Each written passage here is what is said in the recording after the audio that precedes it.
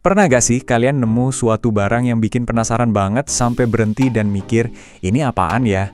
Nah, di pembahasan kali ini, kita bakal bareng-bareng mecahin misteri yang kayak gitu. Oke, langsung aja yuk kita bedah. Kita bakal jadi detektif teknologi nih, menyelidiki sebuah benda misterius buatan tangan. Cuma dari lihat wujudnya aja. Anggap aja lagi main puzzle teknologi, seru kan? Coba deh, lihat ini. Kotak hitam, kelihatannya sih simple tapi kokoh dan jelas banget ini buatan tangan.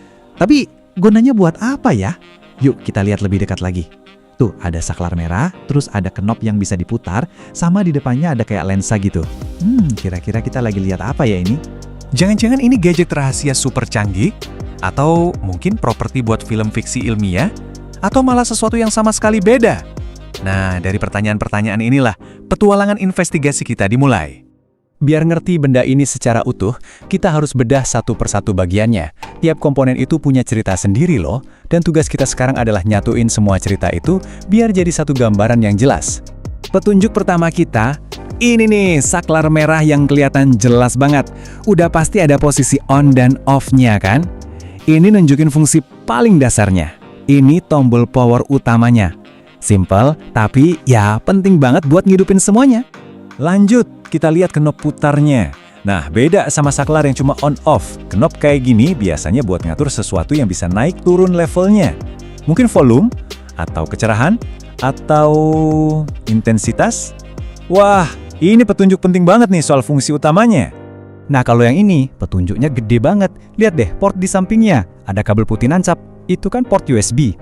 Ini langsung ngasih tahu kita satu hal yang super penting. Benda ini bisa di-charge ulang. Nggak perlu gonta-ganti baterai. Praktis dan modern banget.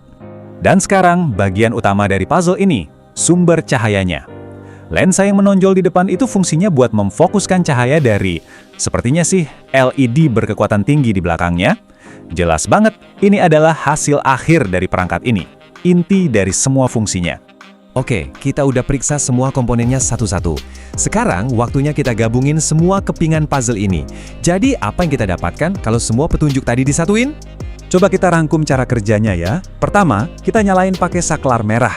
Kedua, kita atur seberapa terangnya pakai knop putar. Dan ketiga, kalau baterainya habis, tinggal colok aja pakai kabel USB buat ngecas. Alur kerjanya jelas banget kan? Jadi, inilah jawabannya.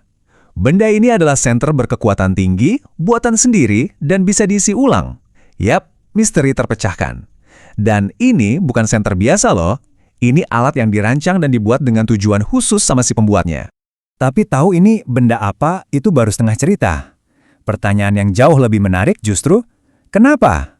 Kenapa coba ada orang yang repot-repot bikin ini dari nol?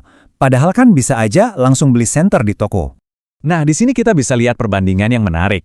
Kalau bikin sendiri atau DIY, kita bisa kustomisasi sebebasnya. Performanya juga bisa disesuaikan sama kebutuhan kita. Sesuatu yang jarang banget didapat dari produk pasaran. Tapi, mungkin yang paling penting adalah kepuasannya itu loh. Ada rasa bangga karena berhasil bikin sesuatu pakai tangan sendiri. Ini pas banget sama kutipan yang bilang, kebahagiaan itu bukan cuma pas pakai hasil akhirnya, tapi juga pas proses membuatnya. Ada nilai yang nggak bisa diukur dari perjalanan mengubah ide jadi sesuatu yang nyata dan berfungsi. Jadi, pada akhirnya kotak kecil ini bukan cuma sekedar alat buat nerangin gelap. Yuk kita lihat apa sih sebenarnya makna yang lebih dalam di baliknya ya.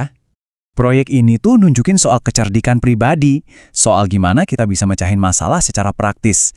Ini juga tentang semangat membuat atau maker spirit, keinginan buat membangun sesuatu, bukan cuma jadi konsumen. Dan hasilnya, sebuah alat yang unik yang benar-benar cuma ada satu di dunia. Nah, ini ngebawa kita ke pertanyaan terakhir, dan pertanyaan ini buat kalian semua. Kalau kalian bisa bikin gadget apapun buat nyelesain satu masalah di hidup kalian, nggak peduli sekecil atau sebesar apapun masalahnya, kalian bakal bikin apa? Coba deh bayangin.